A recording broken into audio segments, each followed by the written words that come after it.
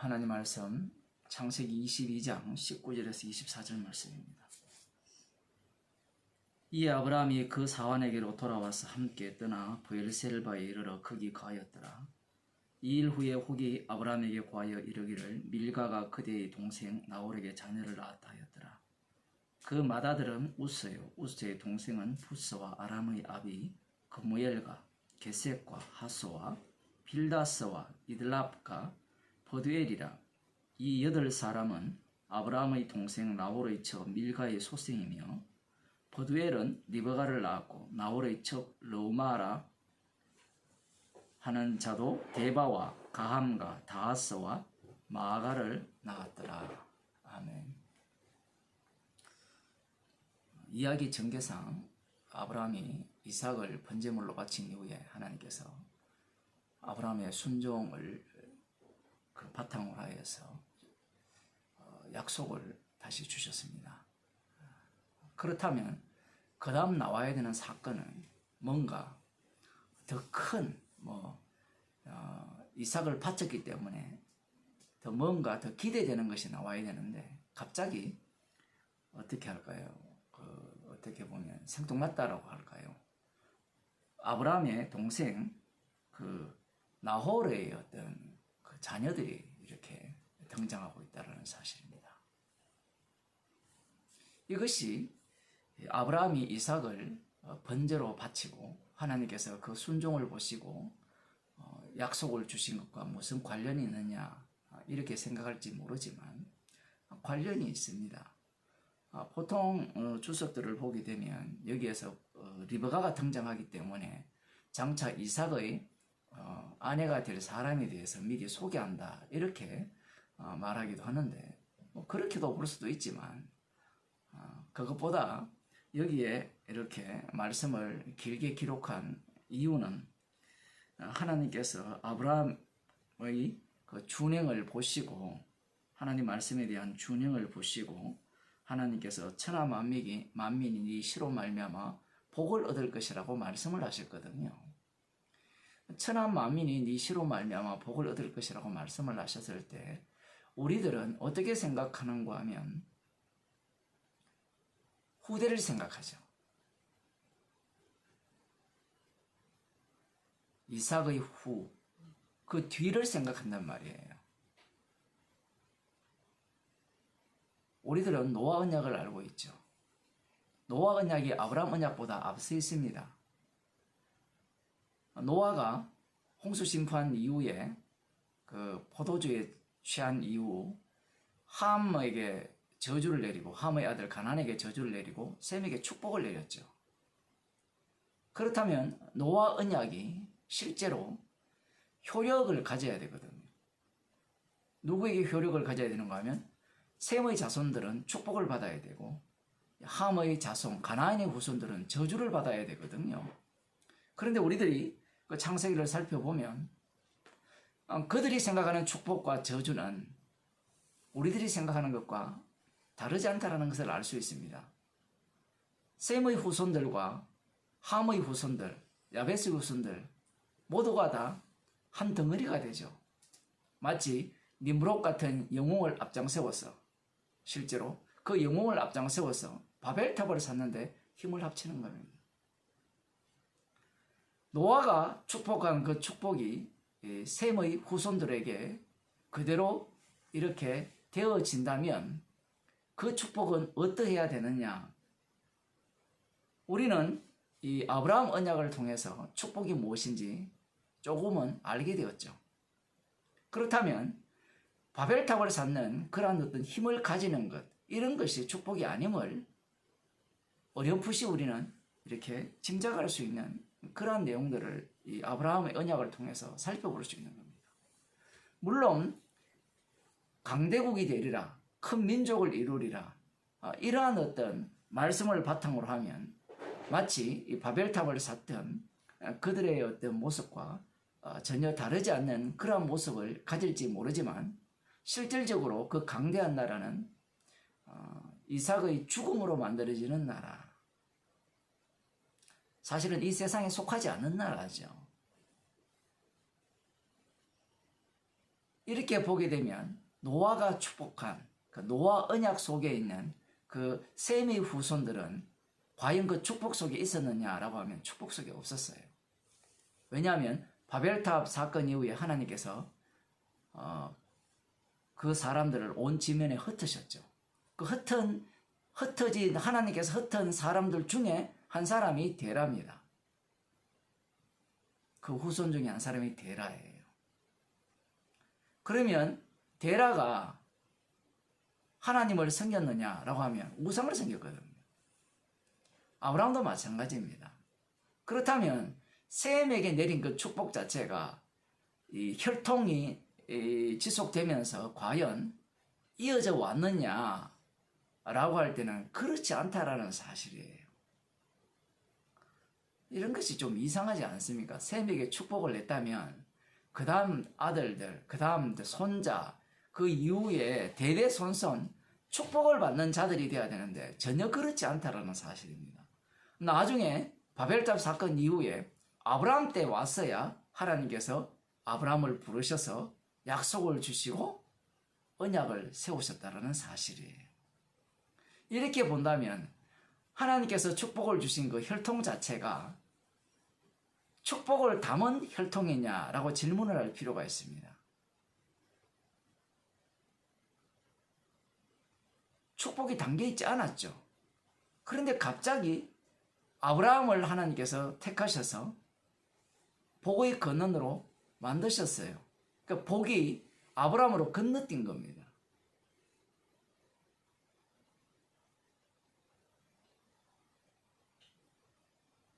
이렇게 된다면 노아가 축복한 그 축복이라는 자체가 우리가 생각하는 것과 전혀 다르게 진행된다는 것을 알 수 있죠.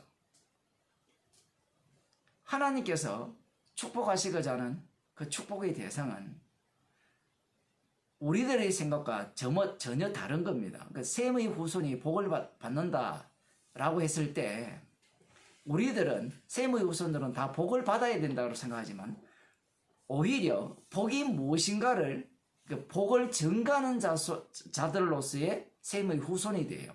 복이 뭔가를 드러내주는 역할을 기능하는 그 기능을 이 셈의 후손들이 하게 된다는 사실입니다. 그 중에 한 사람이 아브라함이죠.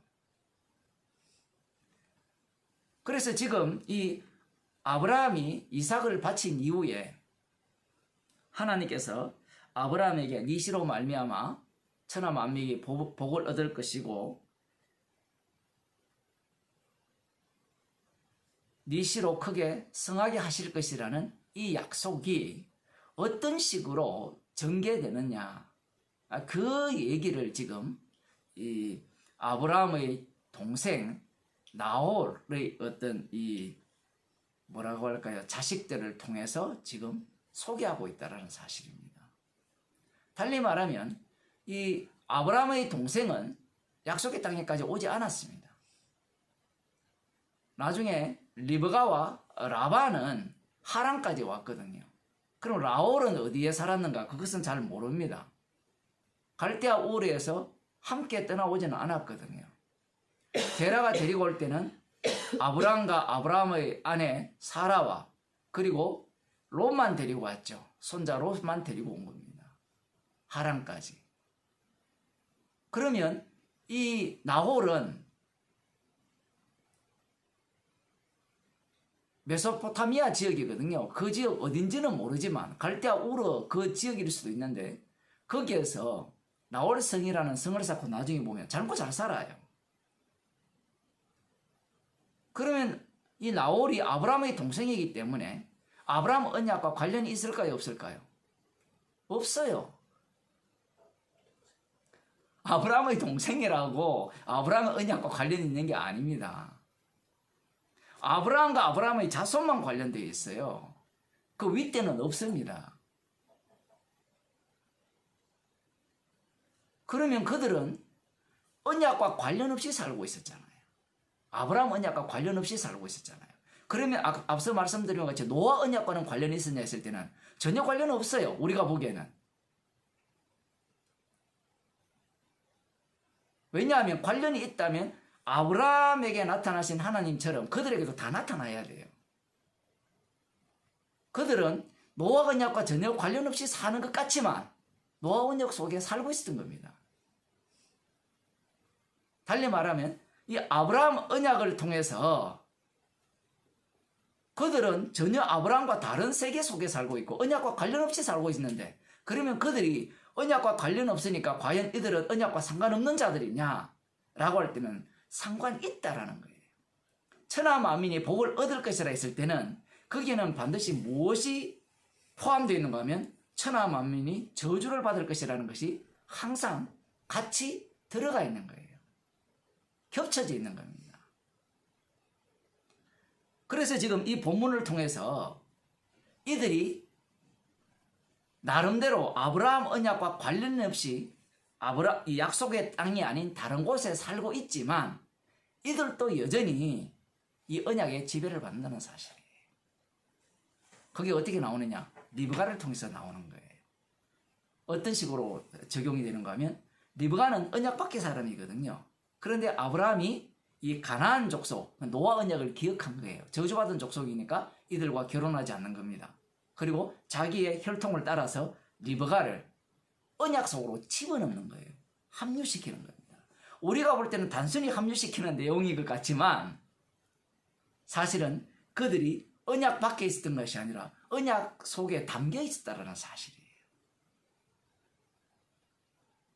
이것을 오늘날로 말씀드리면 예수님께서 십자가를 지셨잖아요. 예수님께서 십자가를 지셨다는 것은 온 세상이 십자가라는 그물 속에 잡힌 거예요. 우리가 보기에는 세상이 돌아가는 것들이 자기들 나름대로 돌아가는 것 같고 주님의 십자가와 전혀 관련 없이 살아가는 것 같잖아요. 실제로 그렇게 살아가고 있고요. 그런데 과연 그러느냐 얘기입니다. 그렇지 않다는 겁니다. 십자가신 예수 그리스도의 주되심을 증거하기 위해서 그들은 진노의 그릇과 긍휼의 그릇으로 이 땅에서 이미 확전된 상태에서 드러나는 그 모습으로서 이렇게 살아갈 뿐이에요. 그래서 사도 바울이 복음을 전할 때 전도에 미련한 것으로 복음을 전한다 하죠. 그래서 믿는 자들을 기뻐하신다 하죠. 이게 무슨 얘기인가 하면 전도에 미련한 것이라고 하면 어떤 의미인가 하면 사람이 전도해서 이 말을 잘해서 표현을 하자면 사람의 지혜로 복음을 전하는 것이 아니라 십자가신 주님이 친히 자기 백성을 구원한다는 거예요. 연결고리가 전혀 없어요. 설교를 했기 때문에 구원 얻는 이야기가 아니에요. 그런 식으로 지금 주님께서 자기 백성을 주님의 증인으로 만들어서 이 땅에 살게 하시는 겁니다. 그럼 우리들은 이 복음을 듣는 자들이 있고 안 듣는 자들이 있잖아요. 그리고 복음과 관련 없는 자들이 있잖아요. 그죠? 뭐 이슬람권에 보면 뭐 저끼리 잘 먹고 잘 사는 그런 것을 보면 전혀 언약과 관련 없는 것 같잖아요. 그러나 이 모든 것들이 십자가 안에 갇힌 세계예요.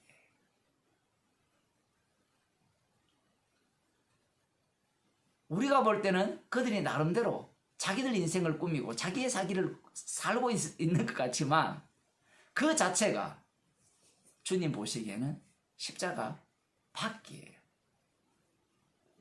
달리 표현하면 십자가 안에 들어오지 못한 겁니다. 저주 아래에 놓인 거예요. 그러니 어느 누구도 이 아브라함 언약 속에서 벗어날 수가 없다라는 말씀입니다. 십자가의 증인으로 우리들을 불렀잖아요. 성도들을 불렀습니다. 그 증인들을 통해서 주님은 이 세상 전체가 십자가의 그물 속에 갇혀 있음을 드러내시는 거예요. 기도하겠습니다.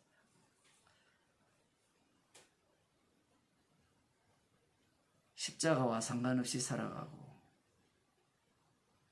자기의 소견에 옳은 대로 살아가는 것 같지만